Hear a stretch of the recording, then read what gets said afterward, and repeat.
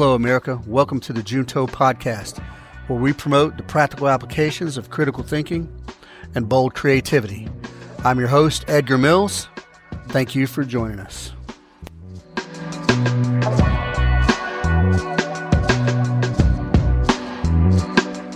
Hello, good people. Welcome back. This is episode 54. And again, as always, I thank you for sticking with me and for listening to my opinions on things. So on the last episode, we talked about small business and we compared the 6 principles that Admiral McRaven laid out for special operations, and we talked about the theory of relative superiority and how you can get ahead in your business and defeat a larger force, defeat a larger company, or at least stay competitive. Well,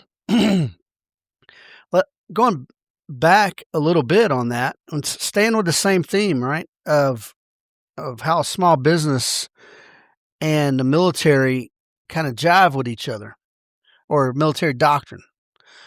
This time, the comparisons and parallels I'm going to draw between small business, entrepreneurship, small business startups, and the 7 phases of unconventional warfare. And even deeper, the principles of guerrilla warfare as laid out by Mao Zedong and T.E. Lawrence. Mao Zedong, however you want to say it. Yeah, Mao.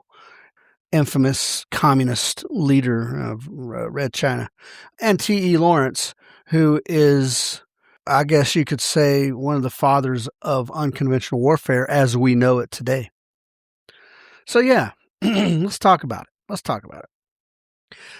Now, Lawrence was prominent before Mao came to prominence, and it was 2 very different fights that they were in, but they both draw from similar foundations to Sun Tzu and Clausewitz and some others. So they both, now I'm drawing from the 10 principles on guerrilla warfare from Mao, and then Lawrence's the Arab Revolt from 16 to 18. And those are the things we'll be drawing from here. And what both of those instances did was show that a small motivated force can beat a larger conventional force by using some principles that are unique to unconventional warfare, being mobile and agile, having the support of the populace, and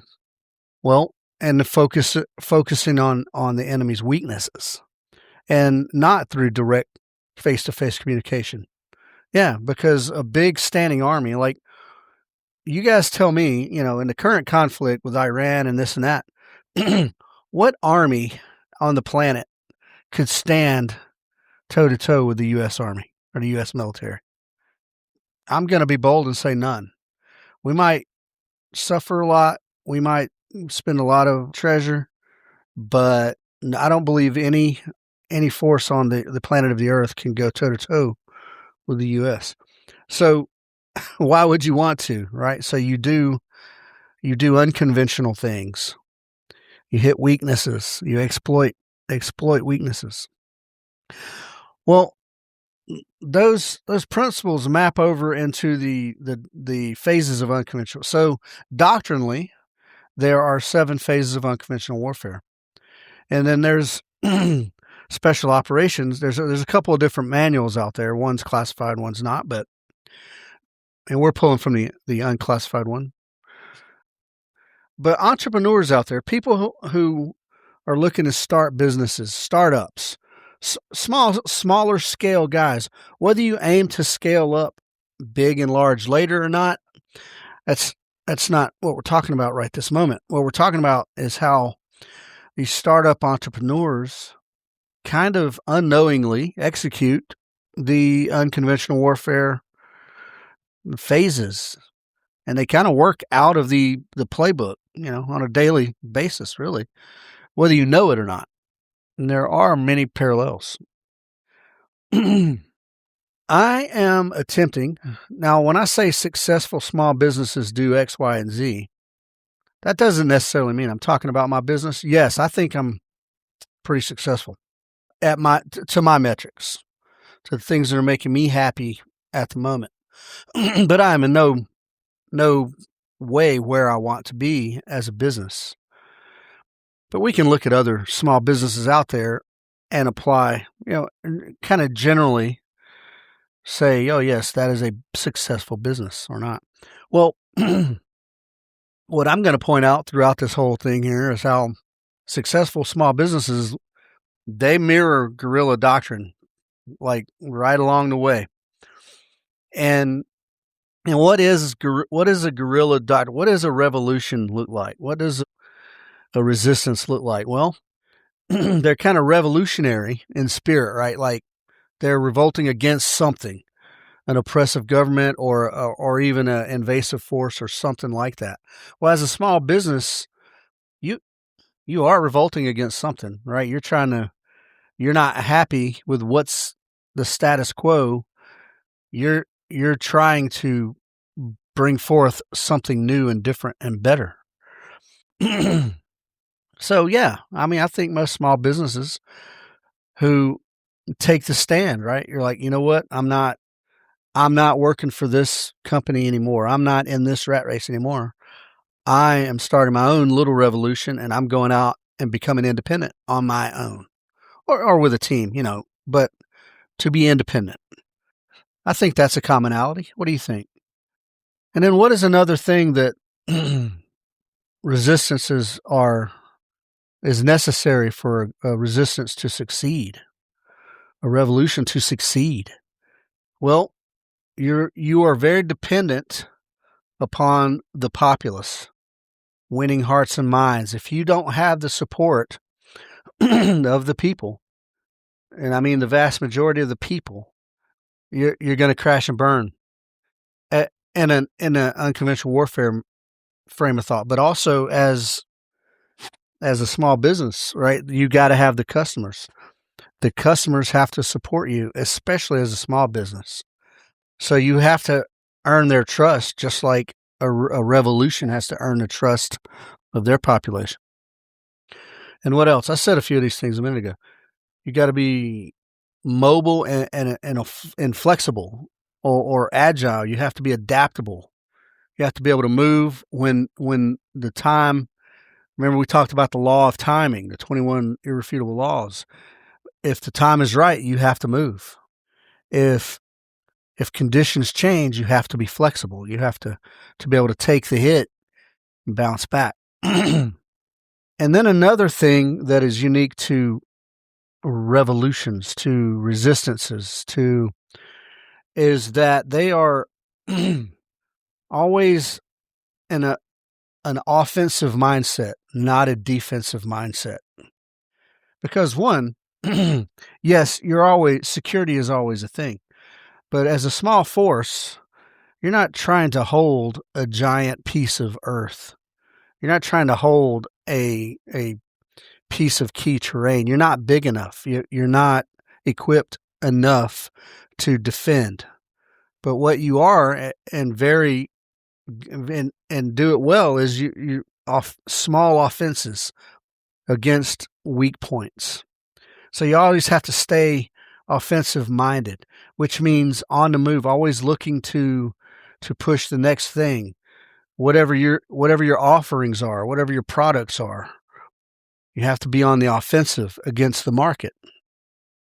Revolutionaries, right? Resistance movements, guerrilla fighters.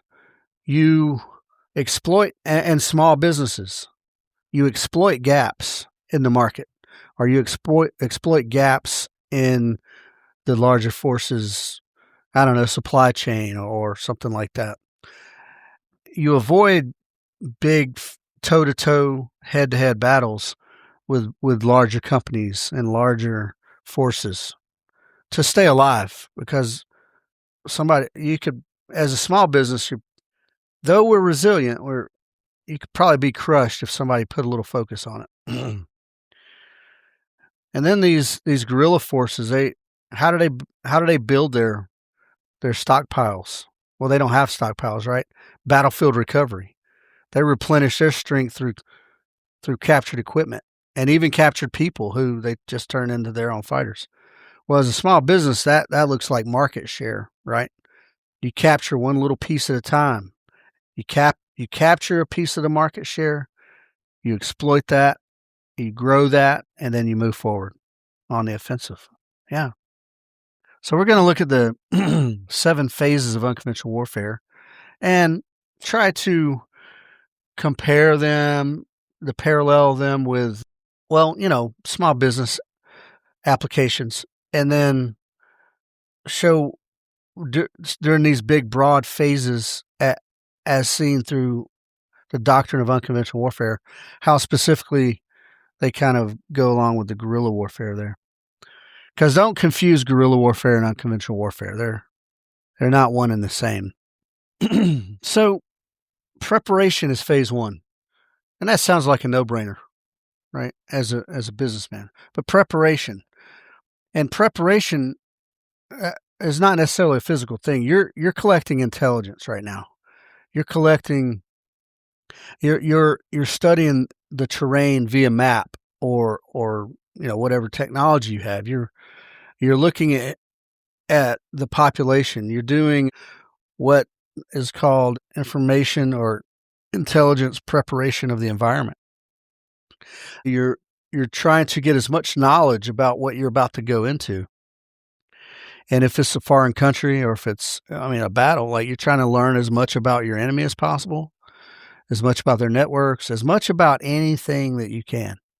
And Lawrence illustrates this real good in his journey because he, before becoming an officer, when he was younger, he was a archaeologist. And this guy walked on a tour of the Crusaders' castles in Syria.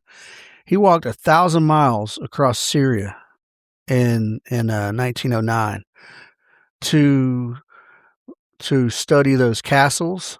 He learned the Arabic language.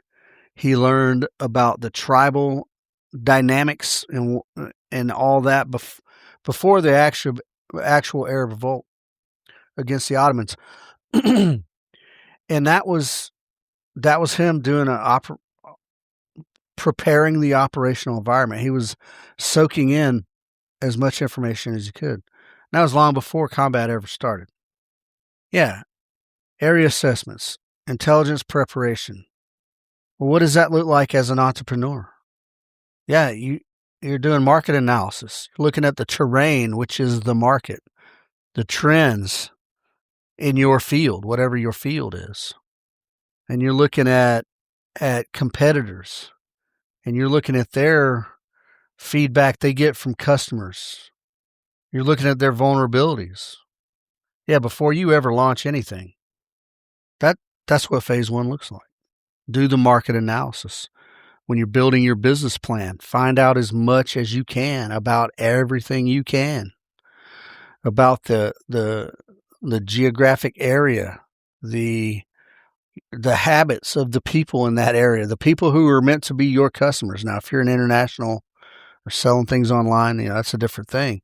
But then you look at internet trends and how people buy and things like that. So yeah, in phase 1, you're shaping your battlefield. You're shaping your battlefield. Yeah. And once you think you know everything there is to know about your battlefield, then you launch. There's always always unknowns are going to be out there. That's why we plan for contingencies. But prepare your battlefield by going in and pulling out the information and intelligence that you need to make your vision happen. What's phase 2? Anybody listening to this who's a military man, Green Beret or whatever, 7 phases of unconventional warfare. That's the whole buildup of Robin Sage or the Q course, the Special Forces Qualification course. It all builds up to the final phase, and it's Robin Sage, and that's where you're basically on an accelerated timeline going through all of these phases of unconventional warfare. And it's called initial contact.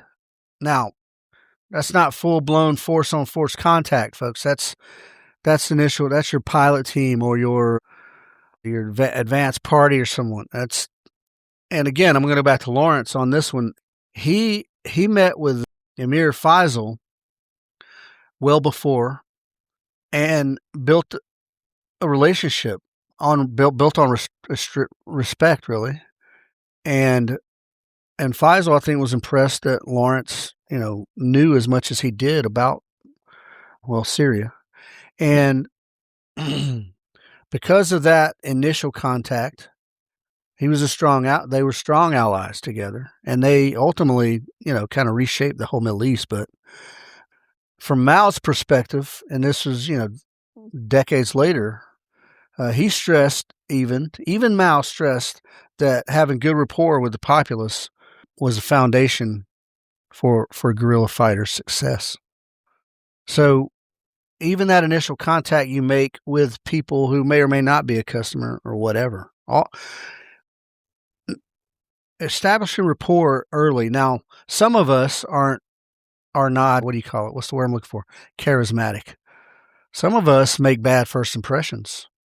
Some of us not so much. And if you're a guy like me, I'm what I like to refer to as direct communicator. That oftentimes does not make a good impression on people. Oftentimes. How do I know this? Because oftentimes I have failed due to direct communication. But in UW though, especially, you go in and you got this initial contact with key leaders, really, and it might be under dubious or sensitive sort of conditions, but you've got to make some kind of contact with someone who is going to then help you to grow and succeed and things like that. So that might, for an entrepreneur, look like, you're pitching a customer on your product, or furthermore, you're pitching an investor on your product or what you need or whatnot. No matter what it is, there has to be some baseline level of trust established, or at least is there potential that I could, is there trustworthiness that can be developed here? Yeah, trust is what turns strangers into partners, man. Yeah. Okay. Initial contact, build trust. Now, I'm going to give an example because this is kind of local. Those of you who may or may not know who Sarah Blakely is, she started the company Spanx, which is like fitness clothes for ladies. And I think she cold called like Neiman Marcus, and she had like $5,000 and like a prototype of her product. But I think her ability to win them over with some probably she was probably very authentic, and she was probably very impassioned, and she may have even come off a little vulnerable to this gigantic company, and that got her in the door. Yep, that got her some shelf space, and boom, Spanx. Now I think they may have ended up selling that, and she still has shares of that, but I don't know her life story on that. I'm saying she's a perfect example of some small startup that fits into the phases of unconventional warfare. Yeah.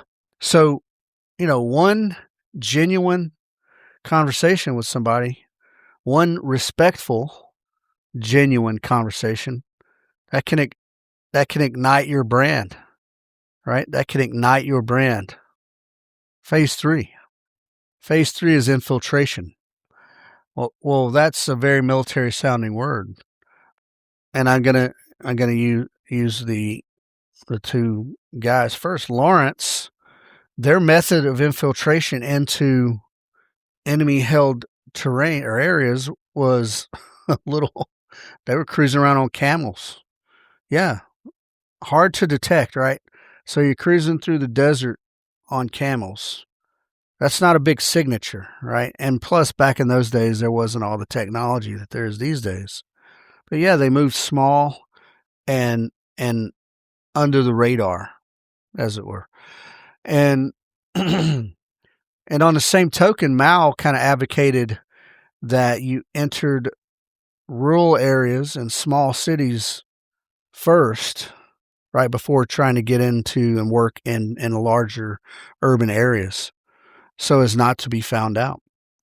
Infiltration is probably one of the most difficult and dangerous parts of a whole operation if you're looking at the phases of UW. Yeah, for sure. So you infill quietly. Yep. And then make your moves from there. How's that parallel with entrepreneurial small business? Yeah, especially startups and little businesses like mine. We're sort of niche, right? So you can see how it could grow into a larger thing, but right now it's pretty niche and it's pretty small scale. So the footprint is small, right? Any of the bigger companies out there doing the things I do, they don't know who I am. Yeah, and they may never know who I am. And as we're marketing as entrepreneurs in this infiltration phase, I heard about this thing called guerrilla marketing where you put your thing out there, but then you like tag a bigger company that does the things you do, but you tag them and people make an association. You know what I mean? And then the social media market, you got all this micro influencers and all this stuff. Work. Now, I put my stuff all out there. I told you guys I'm not a strategic mastermind. I'm upfront about what I'm doing and everything like that. But even then, what I'm doing, even when I put it out on the podcast, it's still to a pretty narrow audience, right? So ultimately in infiltration, we're staying low, staying under radar while we're getting our footing in this new market or this new area. I want to say Mao maybe said, arrive like vapor, silent, pervasive, impossible to pin down. That's pretty good. We do want to arrive like vapor, but we can't stay silent for too long, right? Otherwise, we're not gonna succeed. So phase 4 is organization. Now we've got to we're foot in the door. We're foot in the door. Now we can start to look around and begin to organize. Mao and Lawrence both, they turn tribes and farmers into a functional fighting force. And Lawrence noted that small units outperformed giant mobs, right? He was an advocate of small unit tactics. And I think Mao was the first to introduce the organizing into an underground and guerrilla network. And then there's auxiliary in there as well. So the underground, the auxiliary, and the guerrilla forces are who make up your resistance. And you may have a bunch of support from the population. Well, I hope you do. That's the way to do it. But the underground helps you in a certain way, right? The auxiliary helps you in a certain way, probably like logistics and getting from point A to point B and that kind of thing. And then the guerrilla forces, everybody knows what a guerrilla's job is, right? You're the fighting force. You're the ones out there doing the hit and run and the disruption and the offensive type tactics to keep the bigger force off balance. Well, how can we organize? How does this apply to entrepreneurial actions? Well, never mind our people. Like, what if you're a one-man show?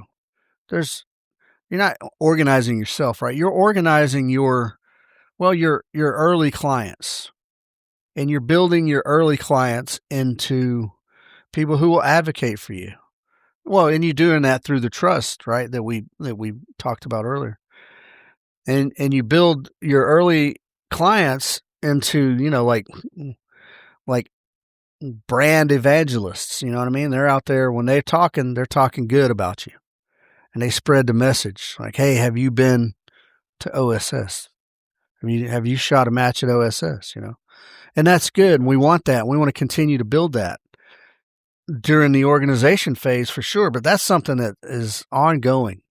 We always want to keep that, well, one, trust with our clients, two, that our clients are out there pushing. And ultimately, what I'm saying by that is our clients and our customers, especially in my business, you can't look at them as just transactions. They're not just a dollar figure. That in the scope of what we're talking about today, they are your resistance. They are your auxiliary and underground. Yeah, they are your support structure. You know a guy who knows a guy. Well, next thing you know, that's a helpful asset. So treat your customers like you treat your employees if you have employees. Like treat them with a little care and respect, a little honesty, trust. They are your resistance movement. And then after organization, phase 5 comes buildup. Yeah, buildup. Now, we might have mentioned it earlier, like Mao and with Lawrence and Mao, but how did they build up? Well, one, they replenished their gear with captured enemy gear. And then in between campaigns, they would rest, they would train, reconsolidate, reorganize, and they would also recruit. And they even recruited from within some of the other people that they fought with. Yeah, and T.E. Lawrence and their fighting forces. Yeah, man, that was basically how they armed themselves, was with Turkish weapons, Turkish horses, Turkish supplies, and then they would rotate fresh parties, doing these raids. I bet half the raids were done simply to get provisions and weapons and whatnot. But at some point, yeah, we've got to build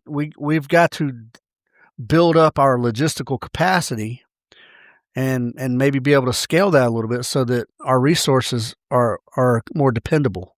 That we don't have to depend on just having a friend who, well, my buddy builds target stands, and then your buddy moves to Washington, or something. So you have to build up as an entrepreneur logistics for sure, but your systems. You start to build these infrastructure systems. And folks in the entrepreneurial space, like, your systems are what takes the place of your hustle when you were brand new starting out. Eventually you build systems that are functional and consistent. And then even you start to maybe recruit, a little talent here and there. And you shore up your SOPs during this build-up phase. Yeah. And then you start to maybe, what would be, in an entrepreneurial sense, what would be capturing enemy resources, right? You're starting to get a little piece of that market share. And you might even start to pull some dudes from other companies to work for you, stuff like that. Starting to get a little revenue flowing. That's the build-up for an entrepreneur. But it starts with your systems and your processes.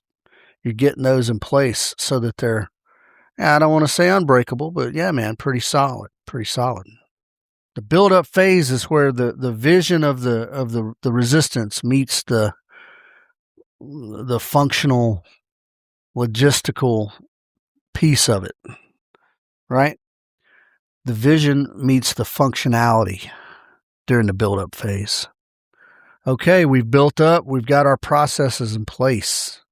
What's next?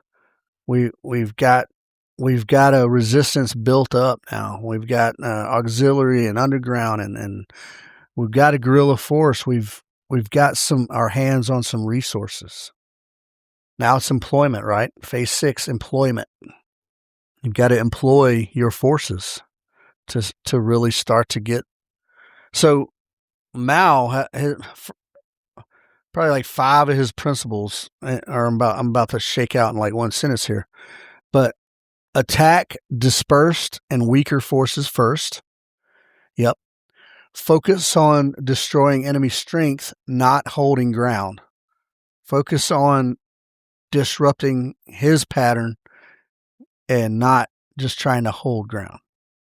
Concentrate the bulk of your forces at decisive points that draws the enemy into mobile warfare, because that's one of our strengths as guerrilla fighters, right? And then strike at weakly defended points. And all that was from Mao's principles. He in his book, there were 10 principles. That was like 5 of them right there. Well, decades before that, T. Lawrence embodied those principles. And I'm sure Mao was familiar with and probably very educated on the methods of Lawrence. They raided Turkish rail lines with very small, highly mobile little raiding parties. And they even had armored cars that they got from previous raids. And they avoided like strong points altogether. So when they hit their rail lines, what did that do? That disrupted the Turks' ability to resupply. They disrupted their supply chain. That's unconventional warfare, folks. That's good stuff right there. You coordinate smaller forces to disrupt the larger adversary. And at some point, based on what we talked about last time, about Admiral McRaven's theory of relative superiority, with those smaller coordinated forces, you can achieve relative superiority. Yeah, and win the battle, for sure. And ultimately the war by doing so. What does that look like for a small business? Well, that's your ad campaigns and your marketing. That's you trying to extend your reach a little bit to a bigger geographical area or space. That's you doing creative marketing, creative pricing, right? And so that you're not only competitive, right? You can undercut on certain things for periods of time, right? Offer specials and offer, 2-for-1s and BOGOs and all that stuff. That's what that looks like in practice for small business people. Employment of your forces, that's employing your small strategies, your guerrilla strategies. Yeah. And in that timing, which we talked about the law of timing from Maxwell, the timing and the coordination can be the spark that creates the bigger fire. And as that small coordinated efforts, as those small coordinated parties, you can get the relative superiority, and you can disrupt the market and bring maximum disorder to your local market, and make that disorder become your equilibrium, your happy space, right? I've said this before, and it's not to be anything other than this, just the way it shook out. In the midst of chaos on an objective, for instance, in combat and in training, I sort of thrived during that chaos. And I'm able to manage it. I'm able to manage my emotions and see opportunity, see gaps, and adjust. That's not me as an individual. I mean, as a team, and I'm able to we're agile and we're flexible and we're able to shift and shape in order to meet whatever the challenge is. I've always been very proud of that about myself, as a combat leader. Now, I can't say that same held true in garrison too much, but I once had a platoon sergeant, and I may have said this before, but I'll say it again because it stuck with me. When I was a young E5 fire team leader in the 82nd Airborne Division, and this guy, and I'll say his name, Larry Lunsford, he didn't like me too much, and we were doing something, I don't know, man, Shoot Guard Gordon Village in JRTC or somewhere, something, and he says, "Damn it, Mills, how come when we're in combat I can depend on you to save the world, but in garrison you just don't seem to care?" I was like, well, I don't know what to say to that. You know what I mean? Because my priorities are were focused on being the best warfighter I could be, I guess. I don't know. But it stuck with me, though. I can depend on you to save the world in combat, but in garrison, you just don't seem to care. Well, folks, garrison's a whole different body. You want to talk about bureaucracy and hurry up and wait and all those things, that's it. All right, what's phase 7 of unconventional warfare, folks? So let's go through them. We have preparation, then we have initial contact. That's sort of the initial meets there. And then we have infiltration, where we're trying to go in with our force and get a foothold. And then once we're in, we're trying to organize to get ourselves ready. And then we're trying to build up. So, and during the organization, during phase 5, we're trying to get our systems square. And then during phase 5, I say phase 4 organization, phase 5 buildup. Now we're trying to get all our systems are in place. Now we're trying to build those systems to be able to function fully at their full capacity. And then in phase 6, we're employing all those systems and all those things, all our forces, right? Well, we've employed our forces. We're fighting the battles. We're winning the battles. All right, and the war rages on, but we're fighting and winning battles. Well, phase 7 of unconventional warfare is transition. So every guerrilla force, being a small, what you imagine to be a ragtag group of this, that, and the other. Well, if your guerrilla force wins, right? If you're defeating the invaders or the occupiers, well, eventually you take over, right? You've won, you've defeated the occupiers. And Mao envisioned his guerrilla forces, evolving into conventional armies. And that's pretty much what happened. Whereas T.E. Lawrence, well, after the Arab revolt, Lawrence stepped aside as conventional forces came to Damascus, and he understood that the revolution or the resistance to success, I mean, that was a metric of success, was handing authority over to the larger, more established force. Yeah. And both of these, Mao and Lawrence, yeah, they understood fluidity, right? And they knew when the nature of the fight shifted, when it changed. Well, the difference being that Mao envisioned his guerrilla forces and resistance becoming the bigger, now the conventional force, whereas Lawrence didn't think that. He thought, hey, we disband, go back to living a happy tribal life. And my thoughts on that, and I wrote a paper on this, a blog, or not a blog. I did a course on this. I created a course on this.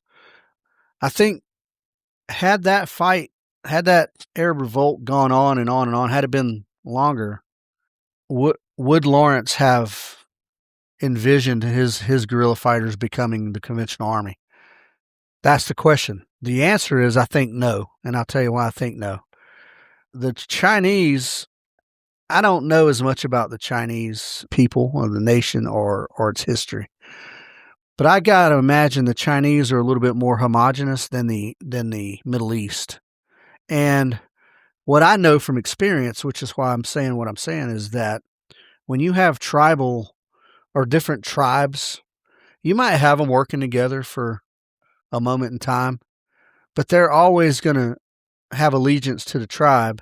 And if you, much like in Afghanistan, when you try to make the Afghan National Army and you got people from different tribes standing side by side in formation, it don't always go over very well. It don't, and that becomes a whole nother problem.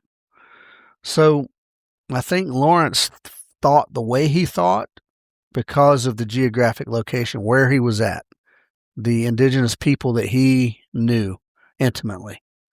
And then I think Mao, like I said, in my guesstimation, China was a little more homogenous and also a little more strict in their regime. Like the communist regime was, they would probably quell any internal disagreements pretty damn fast. So yeah, in UW, that's what you do, right? In transition, you demobilize the guerrilla fighters. You may have some strategic guys that you keep in place and make them a part of a conventional force or whatnot. You hand authority over to a legitimate structure, legitimate regime, governmental structure, and then you move on to train for the next fight. Well, what is transition in the entrepreneurial aspect? Well, you're moving on from like a tough, scrappy little like insurgency, right? You're a small startup. You do some good stuff. People love it. So do you level out right there and get yourself in a sort of homeostasis where, all right, I'm happy right here. I don't want to grow. I don't want to shrink. I'm going to provide what I provide. I'm happy with the money I'm bringing in, the number of customers I have, etc. Or do you have an exit strategy to where you try to build success that gets successful enough that you can then sell out to a larger, maybe one of your competitor, large scale competitors for what you see as an awesome amount of money, and then you tap out and go buy a boat and go hang out and sip on drinks at the beach?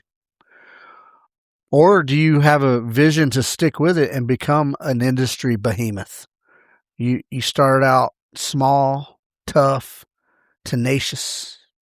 You've grown, you've worked hard to grow this success, and now you're just going to keep doubling down, keep offering more and more, building larger and larger, hiring more and more people. So you're going to scale up to epic proportions? Or then what else? I'll tell you what my move is. Now, look, I'm still a long way off, folks. I'm probably somewhere in the if I had to put myself in a phase right now, I'm probably about phase 4, phase 3. Yeah. I'm saying I'm 1 foot in phase 3, 1 foot in phase 4 for my own business. And look, that's about what, 17, that's about almost 9 years in operation. No, that is 9 years in operation, and I'm still only in phase 3, phase 4. That could have a lot to do with just it's me doing it. Maybe somebody else could have made this thing happen in 6 months from start to finish. At any rate, my bad. I got off. What is my view of the? Well, I want to build up, not into a behemoth, but to sustain, national level shooting matches. Yeah, I want to be able to sustain national level shooting matches, and I want to have a pretty huge customer base. I mean, like I want there to be 2,000 members of the range. Now, 2,000, yeah, that's what I want. Would I be happy with more than that? Yeah, but I think 2,000 is a right number. But once we're able to maintain about 2,000 clients or members, and once we're able to consistently run multiple national level matches from big organizations, USPSA, IDPA, PCS League, the tactical games. I'm going to say, man, this is success right here. And everybody should know this, I do aim for my son Ezekiel to step into my role, my space, and take that over. And then launch a new venture. Yeah. And some of you that know me, once the range is running smooth and I don't want to say on autopilot, but where Zeke's running and whatever partners that we have are everybody's running smooth, everybody's making pretty decent money, everybody's pretty happy with life, I'm looking to launch a new venture in the indoor rock climbing business. Yeah, that's what's out there for me. Now, I mentioned Sarah Blakely. Let's go back because she's another example that she did sell a majority stake in Spanx. I think she maintained sort of creative control, and her and her husband, they're always launching some new thing. They're always out there launching things, new business ventures and events and stuff like that. And they're doing quite well, by the way. So that, that's in my future. I aim to do that. And it's not a matter of if, but when. That's what it is. Now, what I've discovered, folks, I've said this on different podcasts as well. There are people out there who will look you straight in the eye when you talk about things. They go, "Oh, money's not the problem. This, that, and the other is."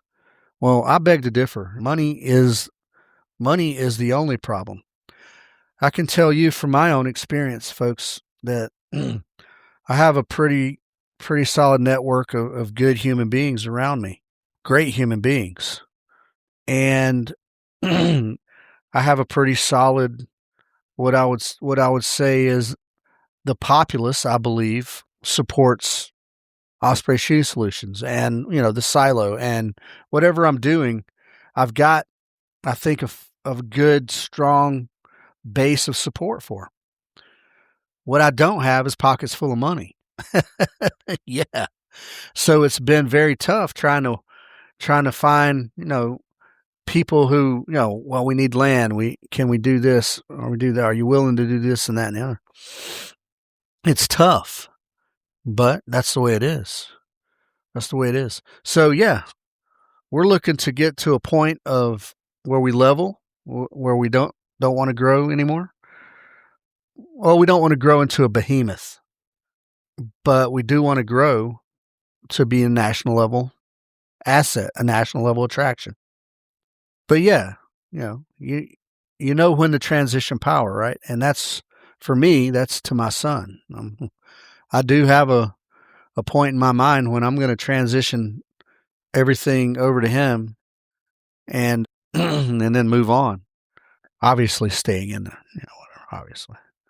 So yeah, that transition. Yeah, there has to be a transition somewhere. And you see this with the big companies out there. You got these big companies always buying and selling each other. You've got these mergers of all these behemoths. And that stuff lends itself to politics, and it lends itself to corruption, and it lends itself to all these things. So I definitely don't want to be in that space. I don't think you do either. And then, yeah, transition to the good life, whatever life that is for you. So, kind of mashing up unconventional warfare, guerrilla warfare, and then kind of entrepreneurial, well, the phases of unconventional warfare, and then mashing that up with what does that look like against a small business?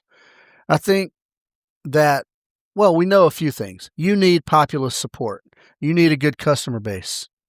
You need people who want to see you succeed, or that even if they don't like you, they like your product. You need that. You got to have the support of the populace.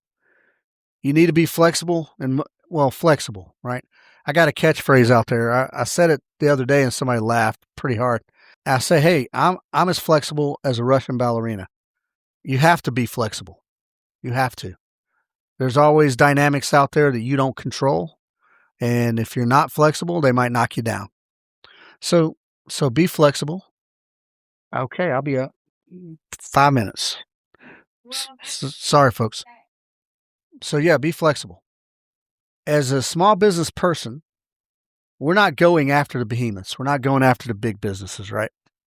Yeah, we want to exploit their weaknesses. That's not going to harm them. Andy, they're not losing much market share if we're getting market share, right? First of all, in my opinion, I never went to business school, good people, but I don't think the market is a finite piece of like circle, right? I don't think it's finite. When you say, well, if I'm getting a piece of the market share, that's taking away a piece of the market. I don't think so. I think the market grows. That's what I think. So understand that. And as small businesses, we're the resistance, folks. We're the revolutionaries as small businesses. So we're light, we're fast, and we're waging unconventional warfare against the marketplace. That's what we're doing. And these parallels, I don't think they're necessarily coincidental, right? I think they're pretty I think they're pretty timeless, really. I mean, when did Lawrence do when was that? When did he walk across Syria? 1909 or something like that. So I think the principles hold up, and I think they hold up against business, and I think they hold up still to unconventional warfare today. Yeah. So I think they're a good blueprint. Check them out and match the phases of unconventional warfare. Match them up to your business plan and see where you think you're at. If not, hey, at least if you're starting out right now, at least it's a pretty good structure to work against. Yeah, it's a pretty good structure to work against. All right, folks, that's what I wanted to talk about. I thought, last week I wanted to keep a theme of talking about sort of special operations things as they are relatable to, small business things. And I think you can get a lot from it. So you can read business books. I've read a few, and it's dry. And you can read military doctrine, and it's dry. But reading the military doctrine might give you a little different approach.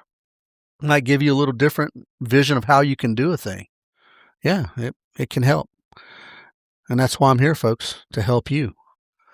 All right, good people, I appreciate you listening. Please comment, ask questions, whatever it is. I welcome it. Please do that. Unconventional warfare. That is the cup OT for special forces. Not every war is an unconventional war, but it's still a very important piece of doctrine, I believe, and I think it relates just fine to small business startups. Revolutionary, folks. Be revolutionary. Be revolutionary. All right. Check out all my other stuff on all the other websites, folks. I love you guys. Take care of yourself. Take care of your family. Be good to each other.